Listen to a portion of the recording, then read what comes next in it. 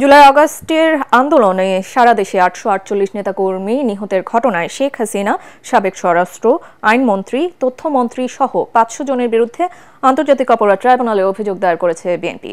সকালে ট্রাইব্যুনালে এই অভিযোগ দায়ের করে দলটির মামলা ও তথ্য সংরক্ষণ কমিটি। এ সময় কমিটির সমন্বয়ক সালাউদ্দিন খান জানান, স্বৈরাচার আওয়ামী লীগের এই নির্মম হত্যাকাণ্ডে ৫২৪ জন বিএনপি ছাত্র দল সহ অঙ্গ সংগঠনের নেতাকর্মী শহীদ হয়েছেন। এর ন্যায় বিচার নিশ্চিতের দাবি জানিয়েছেন তিনি। এদিন সারা দেশে শহীদদের তালিকা সহ ৮৪টি মামলার এজাহারের কপি আদালতে জমা দেওয়া হয়েছে। এ পর্যন্ত যে ৮৪টা এজাহার আছে, এজাহারের আসামির নাম উল্লেখ করেছি। এ পর্যন্ত যে ৮৪টা এজাহার আছে, এজাহারের মধ্যে প্রায় ৫০০-র অধিক আপনার মামলার আসামি আছে।